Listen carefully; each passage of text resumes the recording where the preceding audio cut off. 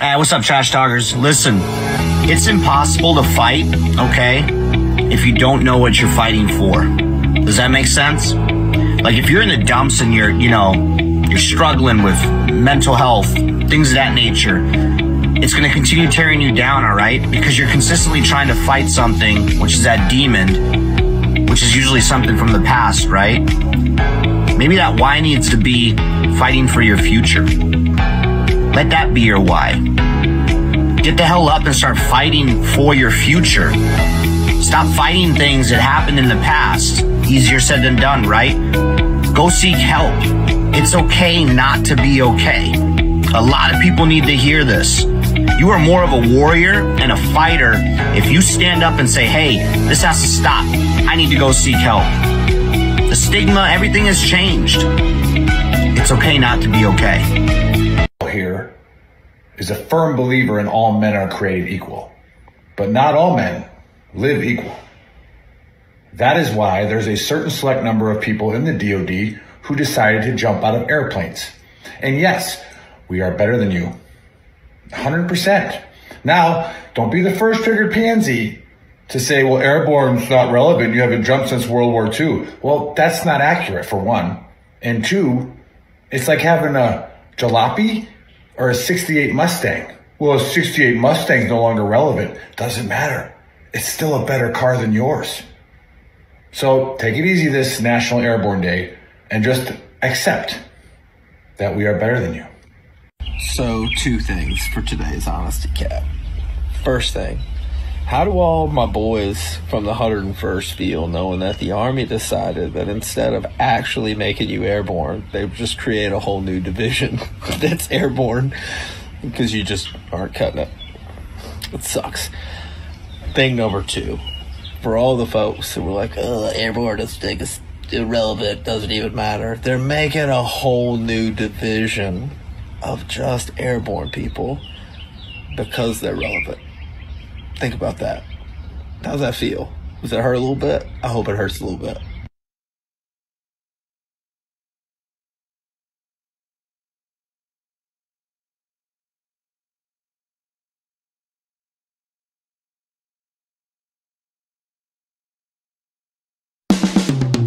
This is the Veteran Trash Talk Hour, hosted by Nick, Dave, and Buddy. Real warriors making fun of other real warriors. Try to not get triggered.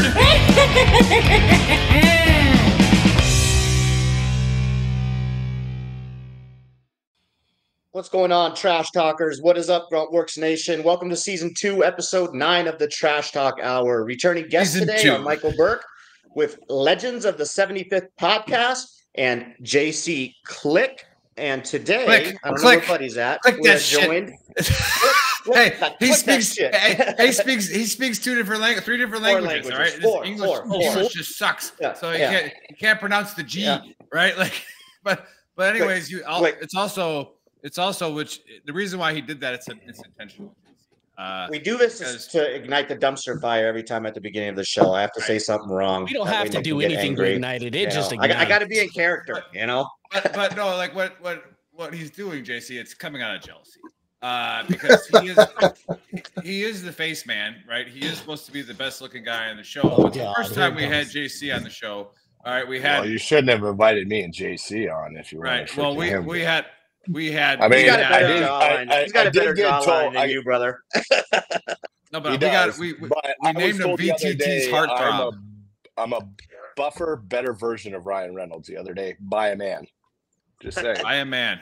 On the premises. The question is, have you been hit on by a man at a bar in St. Louis? Yeah. Doesn't matter. But JC got named VTT's. Just like $20 is $20. Heartthrob, right? Yeah. VTT's on the premises. I mean, he's been on our show. Of a lady this time. We got but we got Mike on here, and I don't know that Ryan Reynolds thing. That might be that. It does fit. I can see where it fits. Does. I see it. I get it. But we'll see. We'll see. I got emails of who's the new host and how do we get VTT's heartthrob back on. And I was like, he's not a host. He's a guest. So Dave is still. Here you are, Trash Talkers. Here, yeah. 2 years ago, and you're still jealous that the heartthrob is here. That's ridiculous. No. AC Click, by the way. Yeah, legendary. That's awesome. How's everybody doing today? Good? Yeah. Great. Phenomenal. Phenomenal. Good stuff. Ohio State. Yeah, Buddy's not with us today. He's enjoying a football game with his son. So, Nice. I do what you got to do. Absolutely. That quality time. For anybody that was on earlier, we found Bill. Found Bill. Yeah, we were worried about Send at 7. He's the Garrison Sergeant Major at Fort Sill. So we're like, that's not a fun job. And it's like, like every day is just, shit, and like, so he didn't show up to the fight show. And we're like, uh-oh, That's and not like Bill either. And I got all the artillery guys looking for him. I'm calling all the big wigs up there. And turns out he was just smash hammered at Oktoberfest the night prior. He didn't make it. He related it to Nick's retirement. Weeks. It's pretty serious. Because I was Nick's retirement kind of drunk. And I was like, that's pretty drunk. Oof. Yeah. Yeah, that was a good day. A couple days. But anywho, let's kickstart the dumpster fire. I think we already ignited it. But we'll go into a conspiracy. So Buddy has been texting me about this conspiracy, and Chris behind the scenes. Usually I don't share a conspiracy with them. I just look it up on a Thursday night. I go on TikTok, type in newest conspiracy, and then I find something, and then I share it with the group. But this one's pretty intense. I didn't go down the rabbit hole completely. I think Chris is more educated on it. Buddy is definitely educated on it. But we're going to talk about this hurricane, Helene or whatever, that rocked North Carolina and other parts of the U.S. And there's a lot of shit that comes with that. So we got a video. We're going to play that, and then we're going to get everybody's opinion on it. So go ahead, Chris. Play the video. Is it where they shoot it with a vortex? Can I tell you what I find suspicious as shit? That one of the areas affected by Hurricane Helene is the world's largest lithium deposit, and the DoD just entered into an agreement with this company right here to mine lithium for electric cars starting in 2025. Now that area is completely devastated. This is a $90 million agreement between the DoD and this company right here to get Kings Mountain, North Carolina lithium mine up and running by 2030. If that area has been inundated, is in a disaster zone, then the government can come in and do eminent domain, and they can pay you what it was worth 5 years ago rather than what it's worth right now. Imagine that your home has turned into a watery lot, and the government comes to you and says, hey, I'll pay you what you paid for it. You're gonna take it and you're gonna go, right? What do you think is going to happen right here now that they want this lithium mine up and running by 2025, 2030 at the latest? Back in 1947, we had the Florida-Georgia hurricane, or Hurricane 9, and it was the first hurricane to be targeted for weather modification. What happened was General Electric's, the U.S. Navy, the Army, the Air Force, they poured dry ice into this hurricane using airplanes to see what would happen. Would they slow it down? Well, what happened was it slowed down a little bit, but it turned west really sharp. Let me show you. This is the path that the hurricane took in 1947. Does it look similar to you? Probably not. It's a coincidence, right? Moving on. I'm sure this is just another coincidence, but do you know who owns the most shares in that lithium mine? BlackRock and Vanguard. Can I tell you what I find suspicious as shit? Yeah. That was legit. Yeah. So legit, huh? Yeah. Hold on. It gets better real quick. I sent that to Dave on Tuesday. And when we got together Thursday to figure out what video we were going to use, guess where it wasn't anymore? Wasn't on TikTok. Yeah, it wasn't available on TikTok. Several videos weren't available. Thank God Dave screen recorded that one. Yeah. Yeah. So, all right. So where do we begin? I guess we'll start off with HARP, which is the weather modification that we have done. I mean, it's been declassified. That is a thing. We are capable of doing that. I don't remember. I think it was in the 40s they started messing with that. So HARP is a real thing.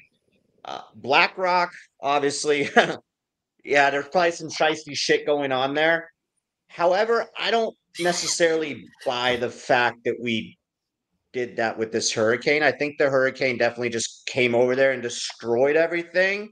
I don't think we utilized HARP, and eminent domain is actually true, right? So they can, the government can confiscate your property for personal use and use for civilians. But she said 4 years back. I don't think that's true. I think the property still has to be sold at market value. So even if they did a 90 million deal, the market value, I don't think they would be saving much, right? So let's scratch that part. I don't think HARP was used here. there is some fishy stuff going on there. I guess there's some riots breaking out in the areas and everything, but I'm going to say no, not HARP. And that's my take on it. Mike, what do you got? Is this straight up like BlackRock fucking made Hurricane Helene go over there? Hey, I got windows in front of me, man. I do want to say one thing. You know, when we talk about land in the United States of America, the government can absolutely do that because no one owns land in America. It's all leased from the United States government. So even mineral rights can be seized by the American government. So the point being is I wouldn't doubt it. And given the state of things, and I'm gonna go political. I'm kind of flexing this now because I'm out of the military, so I can fucking do it. Yeah, go for it. Go for it. Send it. Full send. I'm setting into it. Like the Democratic Party, just like they don't even give a shit anymore. They're gonna cheat. They're gonna do Mike Levine might come on now. I don't care. He's. I don't actually. Who? Mike Levine, you know, from Vet TV. TV. Oh yeah, he's dead to me. Yeah, he's dead to me. Yeah, he's dead to me. I'm kidding. I love Mike. Him and I had a pretty good. My point is that I'm all in. I'm all in. I think though it was an unintended result. I think it was actually supposed to have the same effect more in Florida and some of these other areas because of, you know, just distraction while we get into the last 30 days of the race, so that they can continue to just be shiesty, and all of a sudden these ballots for Trump are going to disappear, and everything else. But I think it was an unintended result. But yeah, I'm all in. I'm all in. So we used the tool to steer the storm over there.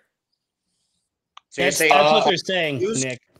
Yeah, because the path of the storm was crazy. If you like watch all these other videos, just the way like it did this crazy turn, which storms do that, right? But with this one, it was very, very weird. I think they intensified the storm. I don't think they steered it. I think they intensified the storm. So they contributed to it using, HARP or whatever. Okay, all right, good take, JC. What you got?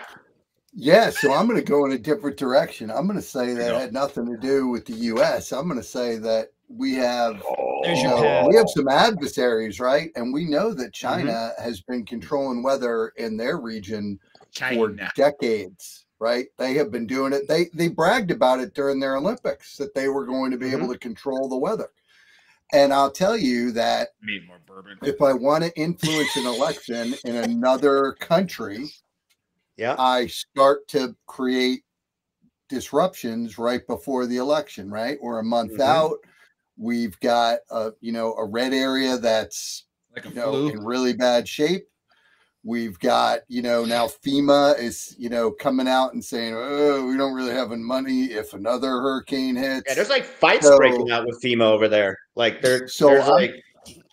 I'm going to argue that, it's not the BlackRocks and the Democrats. I'm going to argue that it's the Chinese that, because we've got life is good for America right now, right? We're fighting the Russians through the Ukraine. So we're learning about that.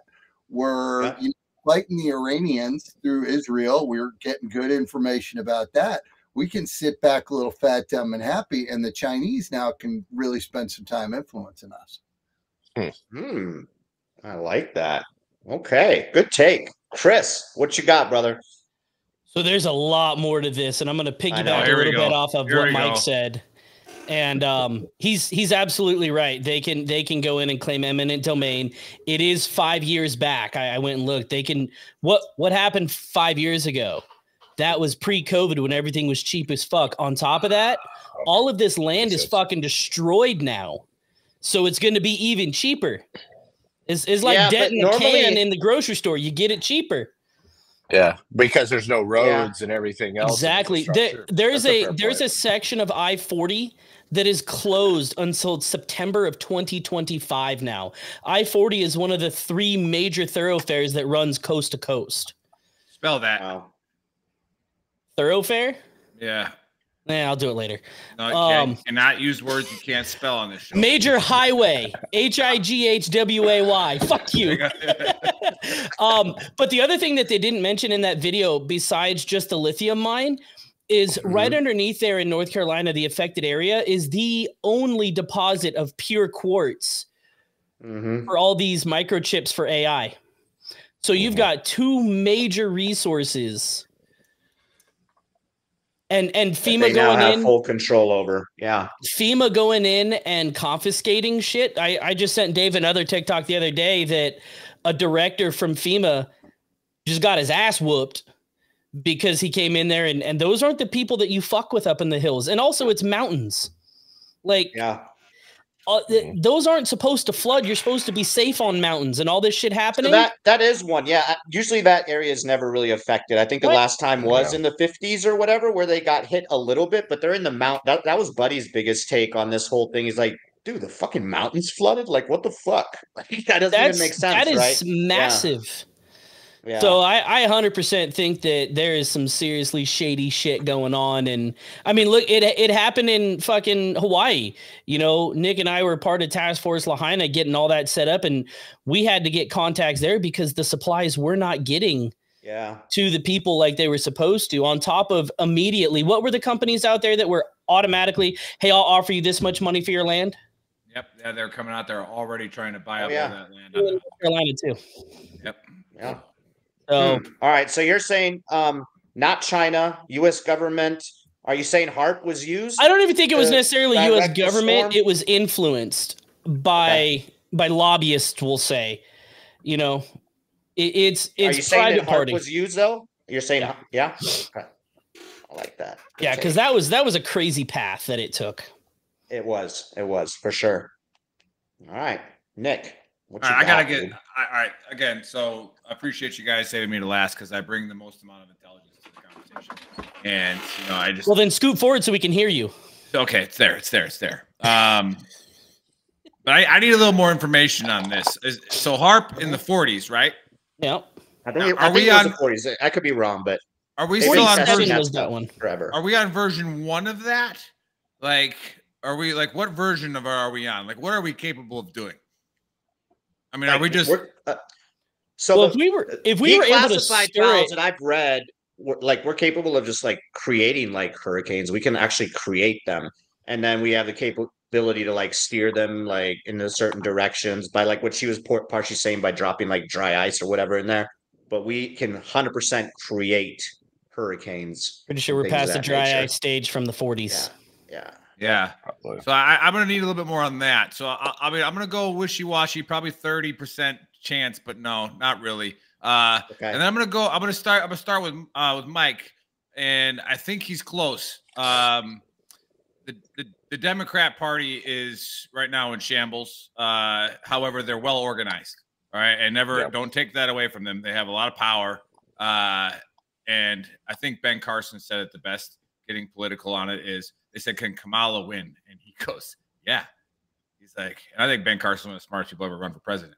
He goes, yeah. He's like, but watch how powerful the media is, where they turn somebody who was so unpopular in their own party to a god in literally a week. Yep. You know, and they did, correct. However, I don't think our government is capable of doing this anymore. I don't think it is. They suck. Like they I don't think they're good enough. And maybe they're fooling me without keeping it like a secret and stuff. Like just right. Oh, like, I see what you're saying. Yeah. There's just no way. Now. Yeah, but I mean, that's my point though. Is like even if they don't keep it, they're not even trying to keep it a secret. I'm surprised they haven't come out and said, yeah, fuck yeah, we tried to smoke Trump. Fuck you. What are you gonna do about it? Yeah, we tried to do it. We're gonna do it again. You want to help? Otherwise, shut up. Yeah, I guess we are at a point in time where like whatever, like okay, cool, just blow right by. I told you I'd get him. So here we go. Oh, did you see Mike Levine? Levine. Yeah, he's on the chat. You're nope. Mike Levine, you're not allowed to be here. I wonder what Mike's take is on this. But well, he's absolutely gonna support the Chinese. I know that he's gonna be, because I know he's a Chinese apologist. He's gonna be like, hey. He's gonna say like, "Oh, it wasn't the Chinese? We should be doing stuff like the Chinese are doing. They're awesome." Mike, in all fairness, before I texted you about it, we love you. We just we were pulling your leg a little bit. I'm glad you're watching. But I mean, I don't know. I'll send you the link if you want to come on. So then I'm gonna go to the JC with the Chinese, and this one I think has a little bit more weight to it because we're near an election. It's like, what could the Chinese do to make sure, we get who we want in play? And it's like, well, they literally, there's a virus that shut down everything weird by the Chinese. And now it's like nothing. You get it. You're like, oh, you're sick. Take a couple days off. Now here's shit makes sense. We're gonna get, if you invite Mike on, we will get nothing accomplished. Well, Nick is sending that shit. One thing to also keep in mind, Nick, is they're turning away private citizens from helping rescue others. Yes. That is like there was a dude with a helicopter. He was going in, taking other people out, and the assistant fire chief of that lake that flooded, I don't remember the name of it, Lake Lern or something like that, straight up said he got the dude out of his helicopter. He goes, if you fucking go back there and come back here, I will fucking arrest you right now. And so he's like, well, fuck you. I'm going to go get my co-pilot because dude left the kid, went and got the kid, and then just took off. He's like, man, I'm sorry. I have to leave you here. Like, he's on the side of a cliff with fucking rushing water by. But all right. So what you're talking about, all right, I think the Chinese could do it. But now what I'm gonna address as the voice of reason in all of this. All right. Shout out to Letha, the VTT's voice of reason. All right. Our only real educated person on the platform. X. She brings us all back to center. What's the source here? What are we talking? And hey, Mike, I'm gonna send you a link, but I'll send it to you, and then come on after we're done promoting Mike. Burke, and then we'll come on. We'll come on and talk about it afterwards. So, probably a good call. And we'll really pour gasoline on the dumpster fire. Then we'll really get going. Because that works because I got a hard stop at 6, so Mike can take your place. Take care of Mike, and then Mike can come on and be a shill for the Chinese and the Russians. Whoa! Such harsh language. I know. I'm the one giving him tons of shit, and man, hey, he hasn't said anything to you yet. I know. But here it is. What's the source? And again, all I have to go on is what was shown on video here, because I don't like to listen to it before. Like, anybody catch the baby crying in the beginning of that video? All right, there's a baby crying in the middle of that video. What's Mama doing right now? Like, what's she doing? She's sipping on her morning coffee. What's in that coffee, for one? And you got a baby crying in the background. and again, this is the expert. That's probably why the video was taken down. Yeah, you're gonna discredit the video because of a baby crying. The source. I'm gonna discredit the video because it's on TikTok, which is owned by the CCP, by the Chinese, right? So again, lithium. All right, lithium mines. Okay, like we want to, and then eminent domain. Do we really know what that means? All right, do we think Mom over there, who's president of the homeowners, knows what what eminent domain is? I'm just saying. I want some credible sources here that are saying. And again, is it weird that weather patterns kind of change over time and that they come back over time? Like you have an El Nino, which is Spanish for the Nino. Right, like you.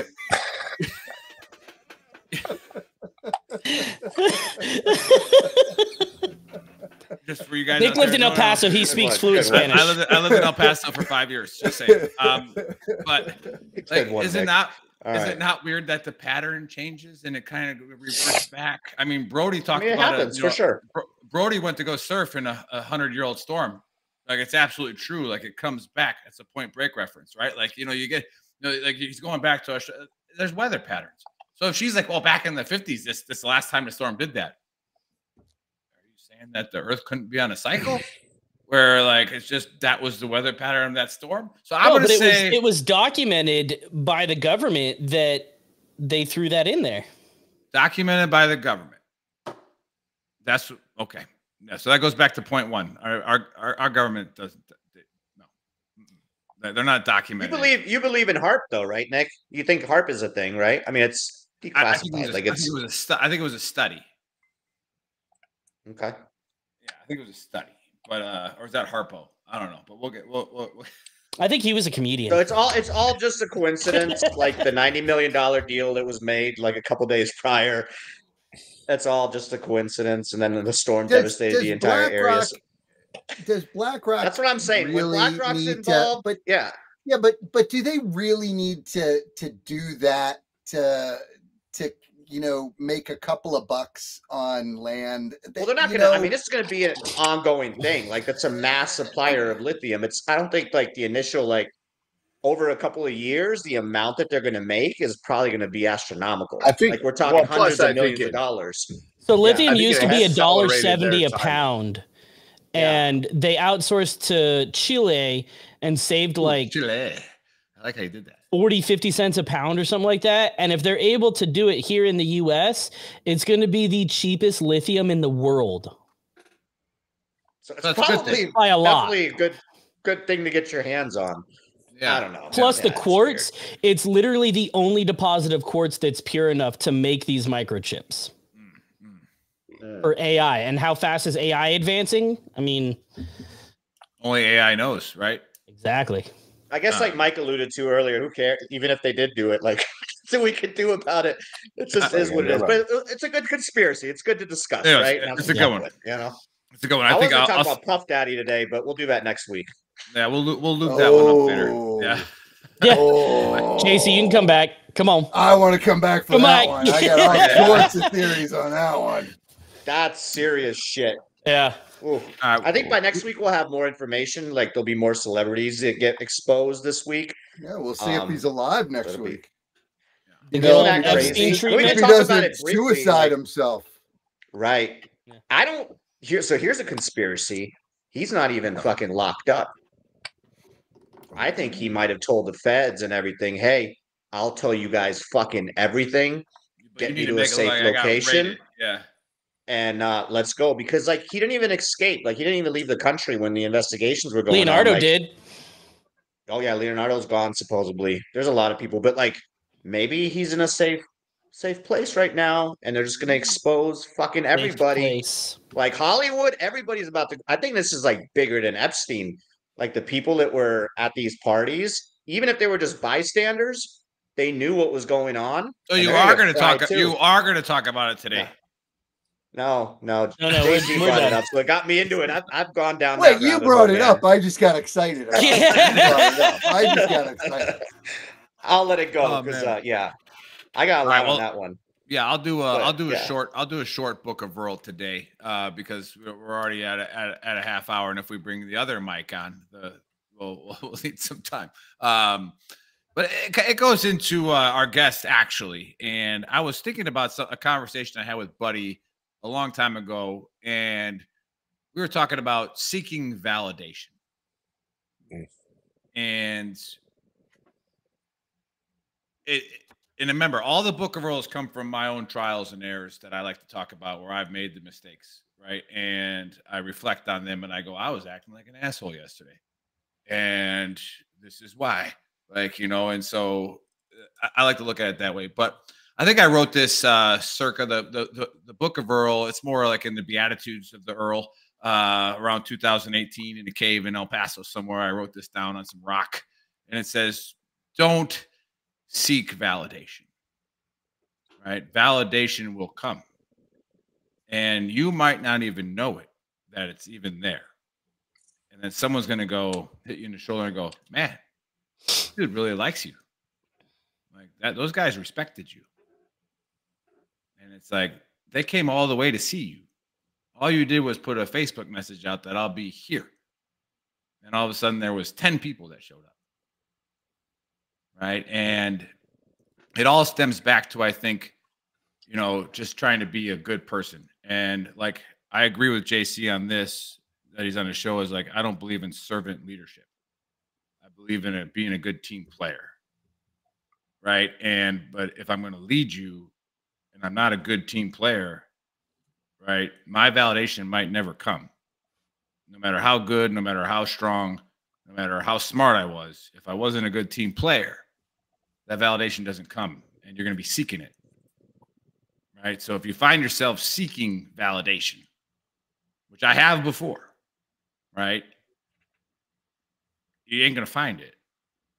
And then you're going to you might fall down a trap to where like now you're blaming other people for you not getting validated. Right. So just don't seek it. It'll come. Right. And it'll feel awesome. And I don't, does anybody want to have a comment on that before I segue it into Mike? That's good. Perfect. Question is, why are you seeking validation in the first place? You can go deeper than that, a requirement for you. Like, why is your headspace there that you need? It's just like any other thing that it's like any other thing that you screw up. Why are you doing it? Right? Like, why?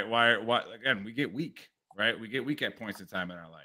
So, like, whether it's a loss of control. Okay. See, now you got me going, but I want to make sure we get to Mike because what Mike's doing is so important. But I've been thinking a lot about this lately, and what we have to realize as humans is that the only objective reality is our own, and everyone else's, and know that to everyone else, your objective at reality is subjective. Okay. There is no such thing as a shared experience. There are shared environments and there are no shared experiences, right? Everybody can be on the same Ranger patrol and there's 30 different experiences in that platoon. And I think that we have to start to realize that when we look for validation, we're looking for an acquiescence from someone else to accept our objective reality. And it's not fair, right? What we have to recognize is the only objective reality that exists is my lived experience. And it's completely subjective to everyone else who's on this call, right? Who's listening. And their lived experience. And here's why. So what I've come to with that is I never say I disagree with anybody anymore. Now I say I don't see it the same way, because that's all I can say is that my lived experience has not shown me the same things as somebody else's lived experience. So they see it differently than I do. I like JC. Are you a Buddhist? Are you a Buddhist? I am. You already knew that. You already knew that. No, I am. You already knew that. Has he mentioned that before? Yes, he has. Oh no, I went. No, okay. Your bias of him being better looking than you got in the way again. You couldn't listen to what he was saying. He was saying with his eyes, not his ears. Yeah. You remember, Nick, I went to that conference like 2 years ago called PSI, and they say they're not religious or anything, but it's a lot of it is tied to Buddhism and the way you should look at things in life, and not focusing on outcomes, things of that nature. It's your reality. So yeah, it's just like, I don't know. It makes a lot of sense. It makes a lot of sense. So yeah, like I said, it's in the Beatitudes of the Earl. Just don't seek validation, right? If you're a good person and you're a good team player, it's going to find you, right? Yep. And that being said, it's a segue into our guest, Mike, who I sent him an email saying, all right, man, pumped to have you on. All right, send me your media, send me what you need so we can help promote you to the millions around the world watching. Probably about 2,000, but we could say 1 million, right? It's all perspective. 3,000, 1 million. 10%. 10% truth, right? So, the reason why he didn't send us what we wanted to send in time to get it ready for the show was send the picture. All right, that's where he was. All right, that's where he was. And I'm sure he'll talk about it, which is a big thing about what we're going to talk about. But this right here, is something, and what he talked about pre-show, which he'll probably mention maybe a little bit, maybe he won't. But I guarantee you none of those guys there went looking for validation. All right, maybe one or two, but whatever. It's like they went there and they're with their brothers, right? And their story dies if nobody keeps it going, right? And just like anybody else's story, it dies if nobody keeps telling it. And that's been as ancient as times that like where we keep telling the stories. Whether or not it's the 1,000th time you heard it, it doesn't matter. You keep telling it. So no, that's where Mike was. So we had a cool video, but we didn't get it in time for the Baker to edit it and get it going.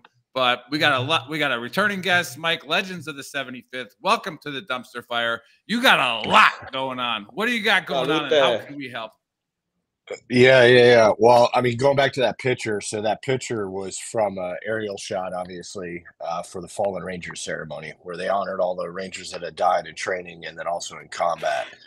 And, obviously we've all, participated in those and done those, but that event was remarkable. I honestly don't think there was a dry eye in the entire place. They did multiple different things, but one unique thing that they did, and I won't totally get the verbiage right of how they did it, but towards the end, they had currently active serving Rangers that would walk up to the front, and they had all the bracelets from the Rangers that had died in training or died in combat. And basically, they were talking about the burden of the Brotherhood, the burden of being in the 75th Ranger Regiment, the risks, the challenges, all this different kind of stuff. And now that bracelet of, Ranger that was KIA or whatever, now it's their burden to bear. And it was unbelievable. It was truly unbelievable. But 275, just want to give them a shout out. They did absolutely amazing. It's probably one of the best anniversaries I've ever been to. I don't even know how many people went out there, but front to end, the team there, who has a lot of things going on right now. The whole battalion was not even in the footprint because of active things that are happening across the globe. But they really, really, truly did a remarkable job. And Earl, I thought that was a great segue as well, man. And I really appreciate that.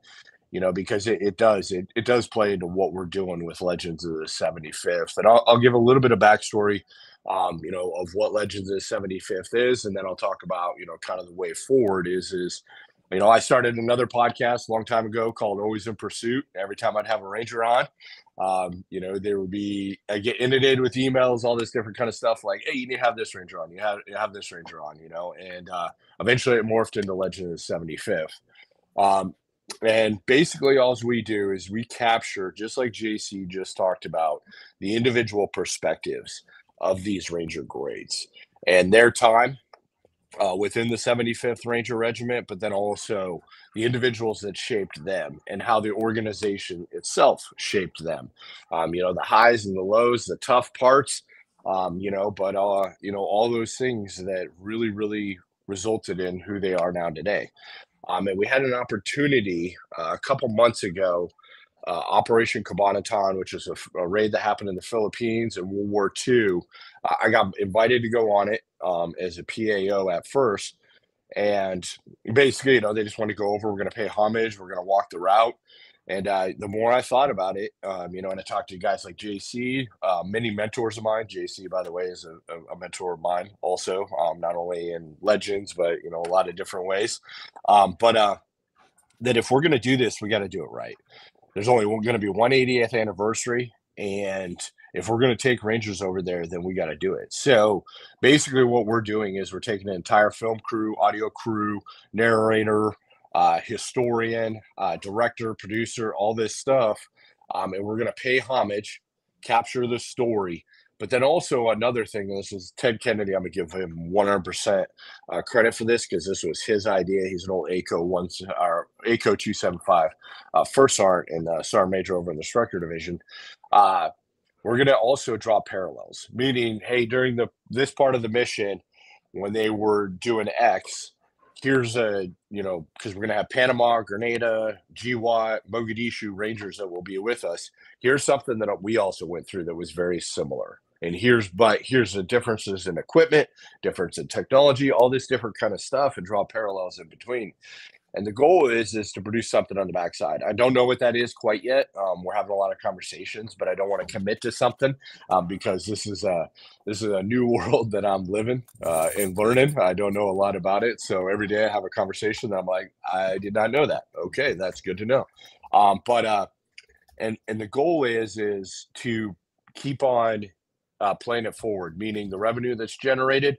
Next, we're going to do the Korean War. We're going to do Vietnam War. We're going to go to Europe, America. There's Ranger history that spans the globe and cover these, these major Ranger battles and these historical times in Ranger history. And someday even maybe go to Iraq. I think that would be absolutely unbelievable to be able to do that. So Legend of the 75th is two things now. It's becoming a nonprofit. We're changing over to nonprofit because of the fundraising. I'm still working as of date. So once I have that established, but all the money we're raising right now is going into an escrow account. That way there's no weirdness when we actually, put it into the nonprofit. But we're making it into a nonprofit business. And second, we're going to become a media company that has one goal, and that's to preserve and capture the history of the Ranger Regiment, one story at a time. That's awesome, Mike. And for everybody that's watching, I'm sure a lot of people do not know what happened on that raid or what that was. Could you maybe briefly expand on that a little bit? Yeah, so Captain Prince, basically the battalion commander asked, all his commanders within 6th Ranger Battalion to come up with a plan to rescue 500 POWs from a Japanese internment camp. And many of these prisoners were actually from the Bataan Death March. And I'm not sure if people are familiar with that, but let's just put it this way. A lot of Americans, Filipinos, Australians, British, soldiers died in this Bataan Death March. Were brutally massacred by the Japanese. But basically in this POW camp, Captain Prince came up with the best plan, as it was seen, to basically do a large overland movement, working with the Alamo Scouts through the jungles, kind of off the beaten path, so to speak. Basically, sneak up, to the edge of the jungle where this POW camp was, and then they had some distracting effort, some P-52s. If I have the wrong plane, please, some World War II, person. You're good, brother. Yeah, P-52 acting like it was stalling out and it was going to crash, to kind of distract the Japanese. And the reason is because for the last mile they low crawled. The entire company low crawled to the POW camp and then hit the POW camp and rescued all 500 POWs from the Japanese. And this happened in World War II. Yep. Damn.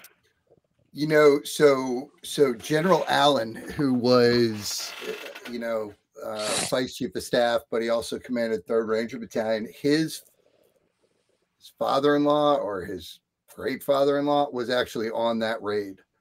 No kidding. Wow. Yeah, you need to reach out to General Allen. Because he is connected to somebody, I think, on his wife's side was on that raid. Okay. Oh, wow. Yeah, we'll do. And the really, really cool part is we actually have a company called Witness to War that has over 9,000 interviews that go all the way back to World War I, and they have some from Operation Kabanaton. So we're going to be able to get a lot of great interviews and reach out to Library of Commerce, all this stuff. So, but yeah, no, absolutely. Anybody we can pull in. So I got a question for you, Mike. Mike, how much money are you trying to raise right now? $250,000. All right. So I'll tell you what. I'm gonna on this site right now, I'm gonna pledge $1,000 if you can get 10 people. If you can get 10 people to match my 1,000, we'll get that going. Yeah, VTT will give it. VTT will give 1,000 of that. VTT will do it. Yep. There you go. There's two. There's two. I feel like the two owners. Like that's technically two. That's 3 right here. All right. Awesome.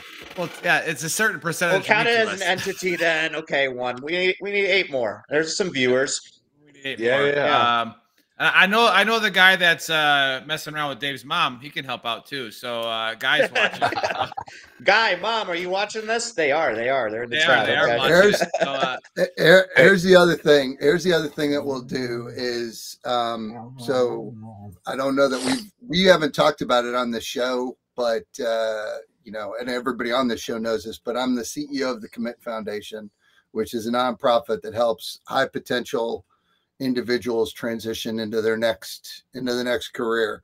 And I texted you this, Mike, but I don't know. It's going green, so I don't know what's going on with your text. But I'm going to tell you. Phone number. Sorry.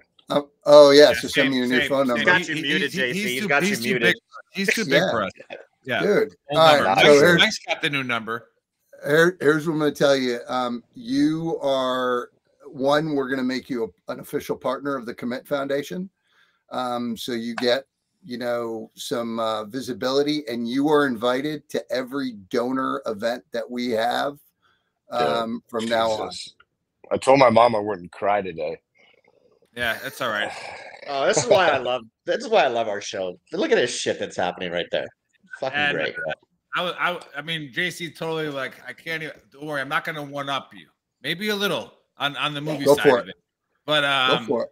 No, I'm gonna. One, we just had an old 82nd guy, buddy of mine. He be tribal, and he's got a lot of investors that get into this kind of stuff. So yeah, Mike, I'll connect. Is he watching right now?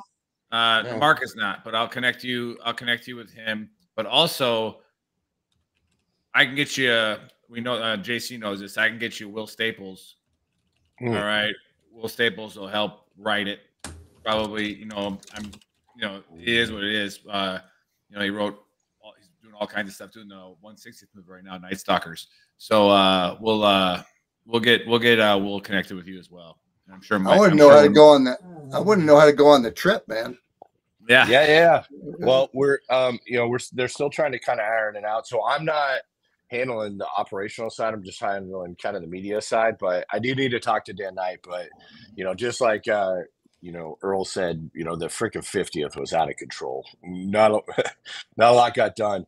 I do want to. I mean, don't get me wrong. There's a lot of good conversations, but hey, that Patreon site right there. Yes, you can donate. Yes, you can subscribe to the podcast there. And we have over 60 episodes with incredible Rangers, in individual accounts, and we got a lot of other stuff on there. So understand that just signing up for the podcast to listen to the podcast. All the revenue and everything goes to this major project. But for larger donations, people can reach out to me, or I can even send you that link. We do have an individual donation link if people need that as well. Yeah, we'll support you all the way through this project. So you send us, and again, some people take advantage of this, some don't. So send us everything that you're. Send us everything. Man.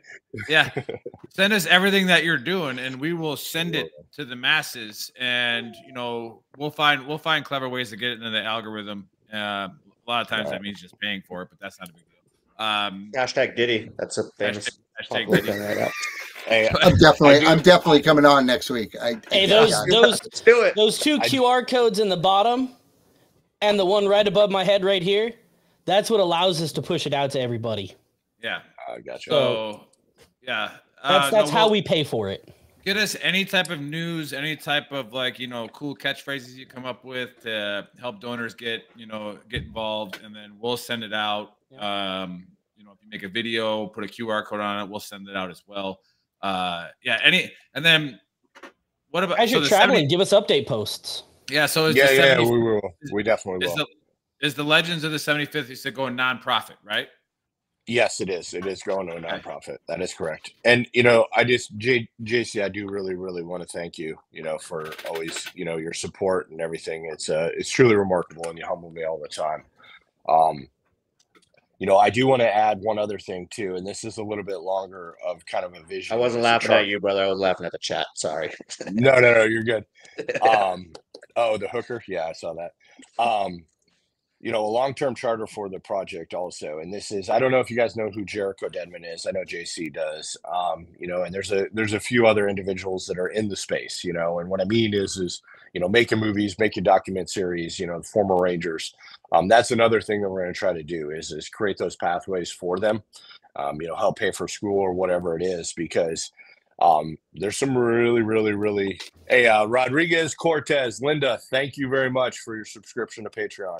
Really appreciate it. Hey, that's VTT's Bang Bang expert. She was an ammo specialist in the Army. Thank you, Linda. But that's another thing too, is there's some talented Rangers out there and we want to help with that. You know, get them into this space, you know, whatever we're talking about with movies and everything else. I mean, there's going to be a vacuum created when the list comes out. So we need to get the Rangers and all the veterans into this space. It's going to be a huge vacuum, brother. Hey, I do have some inside baseball on Pity too. I may not know somebody that was actually part of the raid. Oh, shit! Nice. Yeah, I gotta be careful. I'm gonna start going. Let's not get him in trouble. Yeah. Every time I want to bust on somebody, I'm gonna say, "Hey, you know that dude was at one of P Diddy's freak offs." I know. Right? I'm just gonna start dropping that. Just go up to him and be like, "Hey, maybe we just need to do a whole show on this next Saturday." Like, I don't know if you got guests planned, but JC, Mike will come back on. Like, well, let me see how important they are. I could bump them. They're all important, by the way. So actually, next Saturday is a holiday. We can't do it. It's Columbus Day. We're off. Yeah, let's just do it on the night. Indigenous Peoples Day. That one. I'm sorry. I'm sorry. It's both. You can call it both. You're good. Yeah. We don't want to start a Sopranos fight in the parking lot over this, you know. So stop all the Italians. But anyways, I know JC's got a hard stop in about 5 minutes. Let him give the last couple words if he wants before he signs off. And we got somebody in the waiting room who's got his theories. He's got his theories on the conspiracy. So we're bringing I might need to start drinking. I feel like no matter what I say, it's just gonna be doused with stupidity on the other side. So it's I think when I look at this group specifically, I see what we're trying to do at Commit, and that's what makes me excited, which is we have a whole bunch of individuals who are high potential individuals who are trying to make a difference in the world after service, right? Their last chapter was a great chapter, and they're trying to make their next chapter even better. And I think that's what we're trying to do at Commit, and that's what I think we have to do as this generation of veterans. We have to be the next greatest generation, that we are making an impact on the world around us that is positive, that is, about bringing history, about lifting while we climb, about, really highlighting the talent and the grit and the resilience and the effort of those individuals they're already part of the 1%, right? That have raised their hand and said, "I'll go. Send me." Okay. And now we can't leave them on the sidelines. We've got to continue to push them forward. And so I get excited when I get on this kind of platform with, you guys, and like, this is exactly what it's about, right? We've got entrepreneurs, folks starting nonprofits. Like, this is what we are supposed to do. We have to change the narrative from the broken veteran to the resilient leader. And when we do that, like, you can't stop us. Like, I want to leave you with this, right? So there used to be a time when the majority of the government, congressmen and senators, were veterans, right? We're at like a little piece, right? It used to be like over 40% of CEOs were veterans. We're like at 20% now. We have to change this. All those people were studs. And now we've got to take them and make sure that they're studs afterwards, and they're leading this country in the right direction, whether as, in nonprofits, academia, business, private equity, entrepreneurs. Like, we've got to do that. And what inspires me about what Mike's doing, about what you guys are doing, is that is exactly, you are setting the example for others to follow. And we've got to make sure that people follow, right? So, right, you can't lead by example, right? You can set an example, now lead. Tell people, like, hey, come follow me, do what I do, let's go. How do I make life better for you? How do I make the transition better for you? So, awesome. Hey, VTT's Heartthrob signing off. All right, and we're bringing in an awesome guest, another repeater. God bless you. Repeater. Good luck. Yeah.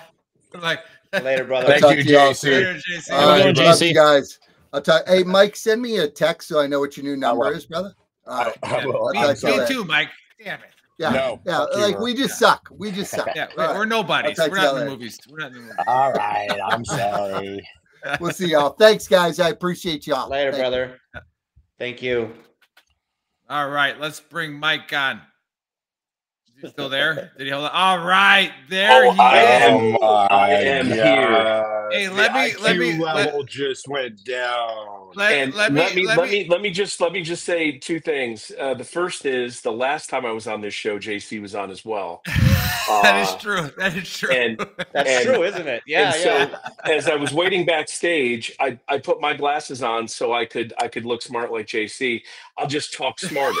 That's the key. Can I introduce you first? Mike is a great American. All right, great American, great warrior. Phenomenal, fun to follow on social media, but he's created that himself. But what he has created as a veteran and what he did active duty has been phenomenal. Love what you've done in the past and what you're doing now. So, Mike, welcome to the Trash Talk Hour. Hey, before we do start talking shit, I do want to say also that Mike Levine was absolutely pivotal in AIP's success and Legends' success as well. Oh, he's a gangster. So he was a major contributor. Sorry. I don't know. I just made up a stupid word. We can't spell it, so it doesn't matter. Yeah. You did say your IQ was going down. Yeah, well, Mike got in here. Now I can't fucking talk. Listen, well, that's what happens every time that is I'm true. around. He can't pronunciate anything. It's really kind of sad. It is true, actually.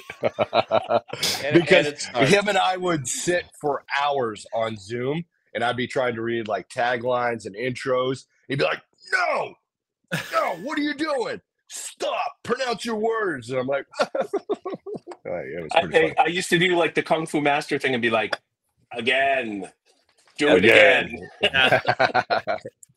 Hey, so you guys like my background? It's an awesome. It's a hotel. Like, nondescript hotel room in Wilmington, Delaware, because I'm on the road right now with Vote Vets on the not a sucker or a loser tour, which is written on one side of the bus, and on the other side of the bus says Veterans Against Trump. It's a great time. So I caught a little bit, when I checked in and heard some of the probably 20 minutes ago. I do want to say, I hope nobody thinks I'm a shill for China or Russia. I don't even know what that means. Oh my gosh! Don't get triggered. We have a shirt. We have a shirt for that. We have a shirt. If I was going to take money, I would go to work at TikTok. Put the shirt up, Chris. I would gladly take that money. But seriously, man. Oh yeah, there it is. Okay, hold on. Let me get that QR, son. There it is. I love it. Triggered pansy. What's going on out there in the big bad world right now? I think all of us just need to get better educated about what the policies are and who they think is going to be the best person to lead our armed forces in our country for the next 4 years. I got my team. Other people got theirs. But what's important is just getting educated about it and not like. We have a problem in this country. JC touched on it a second ago. It's the number of veterans elected to the House and the Senate. Right. He was talking about the presidency. Oh, absolutely. But I'll just say that the reason we had such a high number, obviously post World War I, post World War II, we had a draft. We had all of these people that were pulled into compulsory service. Millions of Americans over years. And then, 1974, bam, we're in the all-volunteer force.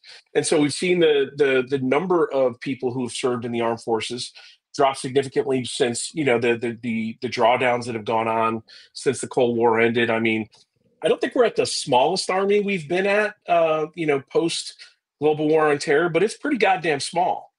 And we're at the 118th Congress, which was sworn in 2022, or was elected 2022, sworn in 2023.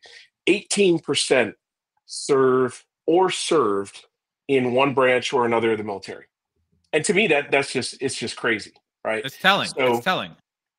Yeah. Well, I think there's a couple of different factors here. The first factor is We have the lowest participation in an all-volunteer force we've had in years past. I was talking to the executive director of the VFW in DC, and he's like, "Hey, our membership sucks." Well, why does your membership suck? Oh, I know why. Well, it's not just because we know why. We know why. Want to go there. It may not just be because of the VSO old school, but bear with me. It's because the number of eligible people has just plummeted since we went to an all-volunteer force. That's just how it works. So when you look at the people who are going to run for Congress, there's a very small percentage of the population that's gonna frankly have enough of an ego to roll the dice and go after it, right? And then that total number that could have served in the armed forces, especially since the draft went away, it's all the way freaking down here. We're in the low single digits people that will even just raise their right hand and throw their hat in the ring. So we're at 18% for this Congress. I think depending on who wins, I think the good part is there are a ton of veterans running on both sides of the aisle. I just represent the guys on the blue side. VoteVets.org is, the main mission is to find, Democratic veterans who will run at the local, state, and federal level and win those elections. And, VoteVets got a pretty good record at that so far. But, consequently, in these very red districts, if there's a veteran running in a red district, 9 times out of 10, that vet's going to win. Right. So, that's what I was going to say. That's what I was going to say. Throw your hat in the ring. You got to shave. You might have to shave, take some nice pictures with the family, but run for Congress, dude. Mike Burke is a politician. He should have run for office right after he retired in North Georgia. He wants to do better things. Because he's not going to get elected in Atlanta. I'll just say that. He actually wants to make a difference. But you're I think in my opinion, you're spot on with the numbers being down with the VFW. But here's where I see it as well, is that the VFW, because of the bureaucracy in the VFW, and having had these conversations with their top level leadership as well, is they're not innovating, they're not adapting. All right. The first That's fair. The first thing they wanted to do was open, invitations to everyone else, right? And it was like, okay, it could work, yeah, but like, why aren't we looking? It doesn't matter that you don't like the way the Army is now, the way the DoD is now. It doesn't matter. These are the people, like you said, that are serving. Why are we not innovating to make sure that we are inviting those that are serving? And we're bringing them in. It's audience development. That's all it is. You just have to find what the pitch is to the people that have the income to dispose on a membership, that have a desire to still belong once they've taken the uniform off. Because there's a huge population of people that are still looking for a post-service tribe. So many of us came in very young. And many of us stayed for a good long time. But even if you did 5 years, that's enough time to get, sort of reprogrammed. And you're like, you get diversified, you get cultured. Yeah, for sure. Yeah. Absolutely. It's not cigarettes, smoke, hot dogs, and bingo. That's not going to cut it. I've heard Bush Lights and spaghetti dinners, even though I love those. I've heard some people say this, and it kind of hurts my heart a little bit, but it's reality. That generation's like not going to be around for long, man. I mean, we're talking about, these are the Cold Warriors of the 60s into the Vietnam era. And those guys are like, pushing late 70s into the 80s now. And there's going to come a point where, frankly, the Desert Storm, Desert Shield into GWAT are going to be the guys that folks are going to be looking for leadership and to take over the organization. And it's incumbent on that generation to be nimble enough to not just appreciate and appropriate for what we know is going to be important to us, in sort of the Gen X demo, but like the millennials and the Gen Zs that are going to go in and serve and then separate and be looking for that same sense of belonging. All of the organizations, and that's just VSOs, MSOs are the same way. Who the hell wants to be involved with AUSA if AUSA is all for colonels and sergeant majors, right? So, by the way, I'll be there. I'll be there at the Marquee in the presidential suite. So come find me in the presidential suite at the Marquee. Are you picking up some extra hours cleaning? What are you doing in the presidential suite? No. We have it, and 10th Mountain Whiskey, that little thing up there somewhere on the screen. Shit. All right, yeah, they're going to be stocking it for us, so we're going to be right there. On. Okay. So get up there and do it. Bet. Yeah, exactly. I invited you last year, and you didn't believe us, but we had 7 exits to the balcony, and you didn't come up. All right, even Norman Hooten came up, but you didn't come up, so it's what it is. Hey, I was getting paid at AUSA last year. If you weren't paying me, I wasn't coming. Oh yeah, there you go. But I do want to get back to the main point of what we want to get you on here for. But before that, again, we don't really let politics on Veteran Trash Talk as far as the page. We allow it on the show 100% because let it loose. But we don't allow it on the page because we don't think it really accomplishes anything when it comes to taking care of our battle buddies. However, if you're blue, if you're red, none of us care, right? If you're a great American and you're a great team player, that's all we really care about. And if you're a veteran and you happen to be on the other side of this side, just run for damn office. You're going to probably freaking win. Especially if you're a veteran. Nick said it way back, and it really stuck with me. And I hate to inflate his ego like this because it's already so big. Pretty big. When we were talking about when Biden won, and everybody was like, "Oh, fuck Biden! I hope he fails." Who suffers if Biden fails? We all do. Hello, we do. Yeah. Who suffers if Trump fails? We do. So why would they're taken care of for life? They're good for fucking life. Yep. So we once they're in, they're in. Yeah, and again, you should never be looking at the federal level to help you, anyways. I mean, look at the VA. I just moved out to LA and it's taken me 6 months to get back into pain management, and I'm like, cool, because I've been doing it for 3.5 years in El Paso. You just had to keep going. It just didn't matter if I changed states, but it takes 6 months to do it. Anyways, to get back on what you hear, did the Chinese move the hurricane to take out a lithium mine so that we could get eminent domain and take over the lithium mines? This is what I love right now. Is everyone in this call, and then JC, who's here, we've all spent. It was all a joke, by the way. I know, but a lifetime of service with the government. We've all done multinational, intergovernmental, joint operations, right? And whole of government support to certain operations. So we know almost probably beyond the shadow of a doubt what the capabilities are at each echelon and each branch of government, right? So I always find it hilarious with people that are associated with our world who put any kind of credence in broad sweeping conspiracies, because we know you can't get 4 people intergovernmentally to coordinate and make shit happen ever, right? It's like it's such a huge muscle movement. Even disaster relief is a perfect example. Like, you can't get shit to work. How do we think we could have these multi-layered,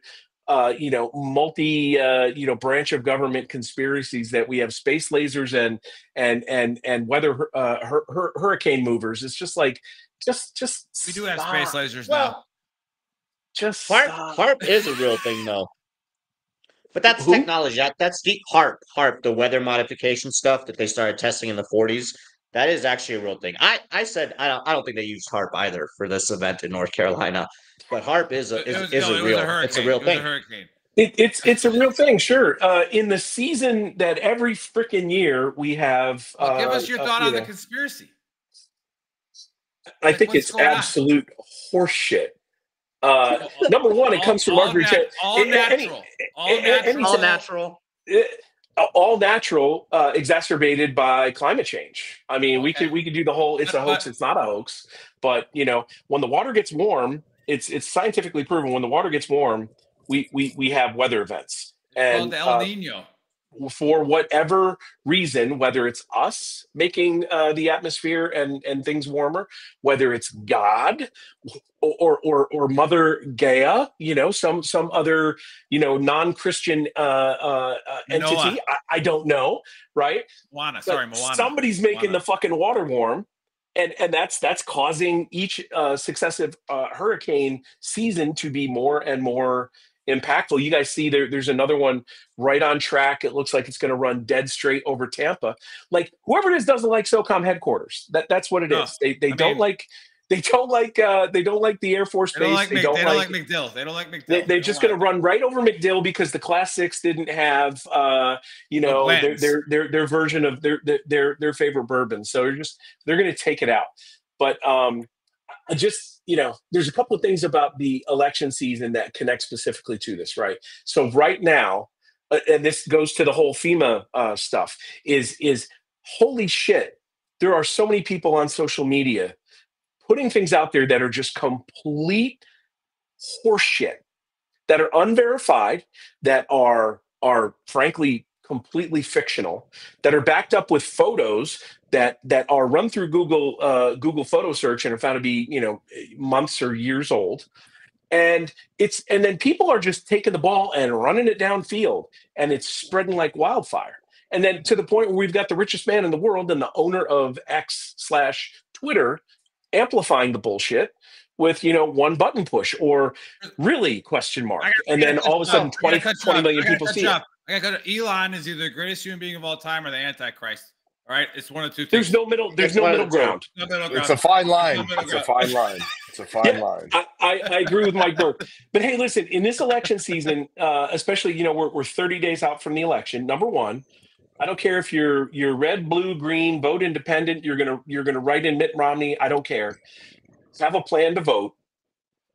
Figure out the day. Figure out what time you're going. If your state offers early voting, go do it.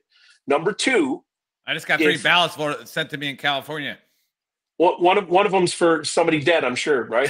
I didn't get 3 sent to me. Was it pre-filled out? I'll go get him and show you. I'll go get him and show you. I got 3. It was already pre-filled out. It actually had Kamala in it. But for Joe Biden, one was for the Green Party. Comma, like the punctuation Kamala, but that's okay. I don't care. I don't expect Mike Burke to pronounce things correctly. That's an old thing. Exactly. But listen, isn't that the sorority from the Nerds? Or isn't that the Nerds? Lambda. No, that's the hot one, man. I'm telling you. But listen, if she wanted a comma in there, she would have put one in there. Why did she put one in there? Wherever you get your news from. That's the next conspiracy. Wherever you get your news from. I just want to know if it's a single source. Start it like your stock portfolio. Well, that's what I said about the conspiracy. I said, what's the source here? The lady had a baby crying in the background and she's drinking her coffee. I'm like, I get my news from Duffel. Who's this lady? Duffel Blog is probably Duffel Blog actually right now. Duffel Blog probably actually right now is the most accurate news source. Yeah. I'm just saying, if you're a Fox News guy, that's great. I'm not going to hate on you, but you should read AP, Reuters, United Press International, Agence France Presse, any of the wire services, and mix that in with whatever your media diet is. Same with if you're watching MSNBC and you're addicted to watching Mika and Morning Joe. Cool, whatever. But diversify your news intake. So you get to hear a variety of opinions and then form your own instead of just repeating this shit that you heard from somebody else. That is absolutely key right now. I think we can all agree on that one. 100%. Sure. And then the third and final thing, and this is very important. I like to think that in everybody in this grid right here, everybody's relativly online a lot, right? You have your Twitter.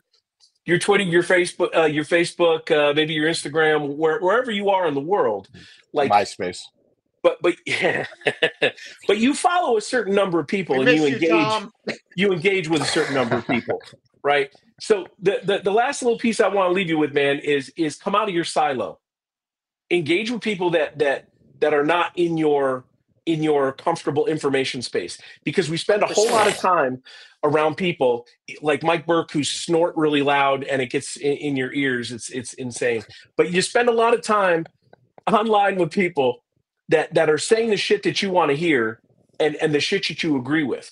And you get your daily dose of confirmation bias as you're scrolling through your feed every day. That goes for both sides, though. That's the extreme right and the extreme left. Yeah. Hey, Dave. This is what I'm saying. This is what I'm saying. I'm not going to have a bias if I'm not confirming it. Just saying. Yeah. How can you have a bias if you don't? I grew up pretty conservative. I drifted towards the center, and then I'm not going to lie. In the 2020 election, I was kind of radicalized and pushed more into the Democrat side. Oh, everybody who knows my whole Breitbart background knows that story. But the bottom line is like even with where I stand sort of politically right now and how I view the world. I follow Fox News. I read me some Newsmax every once in a while. OAN just for the lulls, right? But, I look at what other outlets are saying about the people and the issues that I give a shit about. And I engage with people on the other side of the aisle or people that are out there flapping in some very interesting places.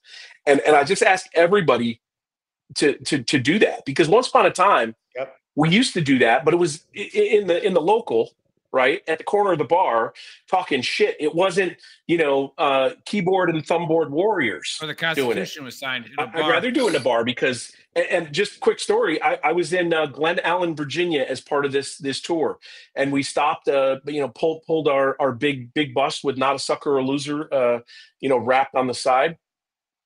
Me and one of the other Vote Vets guys was at the bar and having a beer, and this dude came in, had his Keep America Great Trump 2024 bracelet on. He was all merched out, and he says, "Can you believe this fucking bus?" Like talking to us. "Do you believe this fucking bus out there?" And I looked down at my shirt, and it's got the big Vote Vets star, and my hat that says Harris Waltz, and I was like, "Yeah, can you believe that shit?" He's like, "Oh, you fucking people." And I was like, "Enjoy your night, buddy." And we just carried on having our conversation. This guy picks up his phone and he just starts loud talking on the phone. "Oh, and these guys think they can do what they want, but they're veterans and nobody will say shit to them. Well, let me tell you what I'll say." And I'm like, okay, we're either going to have to talk this guy down or there's going to be some fun times in the old bar tonight. So he gets off the phone. He makes another snide comment. My friend next to me, who's about 65, older guy, retired Navy guy, just kind of engaged him. It's like, "Hey, buddy, what's the problem? What's your?" "Well, I paid $700 for groceries last week." And I was like, "That sounds like you have a problem with corporate greed and not who is president, my guy." I mean, you can talk about inflation and government spending all you want. There's a whole policy discussion there. But one thing you can't get away from is everyone that either owns a grocery conglomerate or owns the parent company of the grocery conglomerates are making record fucking profits right now. And frankly, if I was in the grocery business, I would be rolling naked in a bed of cash, because that's what our system is. That's capitalism, man. You're creating shareholder value. And so that kind of like, we got off the red or the blue, and it's just like, no, man, that's corporate greed, but that's also our system. So you either like capitalism or you don't like capitalism. We'll bring you back on. We'll talk about this. It's a tough election. More at scale. Hey, but listen. I just want to say the conversation we talked for. I don't know the measurement of time, but it was 2 beers. We continued to talk, and it ended with a man hug and a "thank you so much for your service." Because when we're Americans, and we could just talk instead of that should be the outcome. Shouting at each other, instead of like talking to respond and listening to respond instead of listening to understand. Man, we could do so much better. And it's okay to disagree with each other. It's okay to disagree with each other. Absolutely. Well, again, because once the conversation stops, and listen, it is okay to disagree with each other. I mean, I've disagreed that beard look makes Mike Burke look good, but we just have a difference of opinion. Mike's like, I came on to promote my shit and feel good about myself, and then here comes. I can't get behind the whole like, this is my party and I'm sticking to it, like regardless of what they do. And this goes for the right. And I'm in the. Oh no! I'm in the middle with all of this right now. Like and I'm just going to add it for everybody that's watching. I do like Trump for foreign policy. Like I feel like the military did well, but then like when it comes like to women's rights and stuff like that, and we don't need to get into all that. Like I'm like totally against him. No, you're totally open all can of worms out. I was going to say, bring me back. Bring me back, and we'll talk about it. Hey, no, Mike, we're going to do it. We're going to do another show. We're doing a political show. I'm going to set it up. We're doing a political show. We should do an election night. Election night. But hey, We should. Election night. We're gonna be like, why should you still go out and vote? We'll and they're gonna be like, no, dude, it's 7 o'clock in the evening. I'm all drunk. I can't go out. But again, we know where Mike's real power is because he was magically whisked away to Delaware, right? Who the hell goes to Delaware? I'm in Delaware. Who the hell goes to Delaware? I hope he reached his 600 people that live there. But anyways, no, hey Mike, I love you. I'm glad you came on. And again, all of us here, to include Jason. Yeah, listen, it's great to see all of you gentlemen. You too, Mike Burke. And I hope to come back on and talk again. Absolutely. And then, hey, we'll give Mike the last word. Don't Mike do Burke, that. The last word. You already had yours. No, he's the guest on the show. We got Mark Kershaw probably in the waiting room. I'm out of here. I know we went over time, but if you could stick on for a couple minutes, Mike Burke, Ranger Burke. If Ranger Burke has a little bit of time, if not, if you do, we're going to bring Mark Kershaw on. Like I said, he just raised a bunch of money to make that movie Tribal, which is freaking phenomenal, by the way. So, we'll bring him on, see what he can do for you. And then, other than that, it was phenomenal having you on, and what you're doing, I think, is awesome. And we're going to do everything we can to help you. Even if it's, a couple $1,000 here, a couple $1,000 there. But again, JC said, if 10 other people give $1,000, a nonprofit organization that he is the CEO of will give $1,000 to it. Okay, so even if you got to go get 10 people to give you $100 for this movement, and again, Big Earl here, if it doesn't come through, email me. I'll come kick Mike Burke as hard as I can if he lets me in the nuts. But I guarantee you, we can do it as a fundraiser because he will come through. Because he will come through. All right. So, all right, Mike, take the last word. And then I just want to say thank you, gentlemen, for all you're doing. Sorry for the technical kind of issues at the beginning. I'm not sure what was happening, but I really do appreciate what you guys are doing and continue to support the veteran community. And, I encourage everybody, veterans are in the best position to solve veterans' problems. And we're also in the best position to help each other, be it business, be it mental health, be it whatever we're talking about. And it's important that we share our stories because you never know that one thing that you say. In a long-time podcast host, I can validate this. There's one thing that a guest will say that'll revolutionize somebody's life in the mental health space, or just finally be that last kick because it's somebody that they're motivated by, they're inspired by to do something new, new and revolutionary. And I think, Earl, it's something that you said earlier that we got to revolutionize. We can't keep on doing the same thing over and over and expect different results. So I just encourage everybody out there, if you got an idea, sit down with experts, sit down with people that have paved the way before. Earl's a great person, and there's numerous other people out there. Reach out to them, float your idea, let them shoot holes in it, and make it better, and then get after it, and don't stop until you see it successful. And real quick before Dave closes this out, Mark, I know you can hear me. Just hang out. We're going to run through the closeout, and then we'll bring you on after we're live. Yeah, and then, hey, before Dave closes this out, this is Mark Reynolds' bigger buffer sidekick. So maybe he takes over the new VTC's heart. I don't know. Hey, all right, maybe, close this out. Man. I don't know what's that jawline looking like. Hey, Boats, if you're still watching, anybody that supports Veteran Trash Talk, we did the best shirt. Boats lost his beautiful wife to cancer, and we obviously have this shirt in our shop. We make $0 on this shirt. It all goes to Boats' organization that he supports. So we love you, Boats. I know the memorial, in a sense, was a couple days ago. So we love and miss you, brother. And go check out that shirt. Support the cause. For everybody that tuned in late, go to VeteranTrashTalk.com. That is our website, which has links to everything: Spotify, Apple Podcasts. Go to YouTube. Give us a subscribe and a like. We are shadow banned on YouTube. So the more likes we get, the more people that subscribe, maybe it'll push us out into the algorithm a little bit more. And for everybody that tuned in late, we'll catch you guys next Saturday. We're out. Boom.